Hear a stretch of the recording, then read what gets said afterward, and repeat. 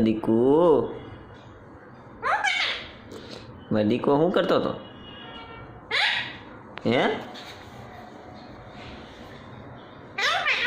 અહીંયા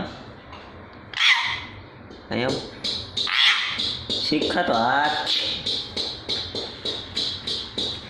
હાથ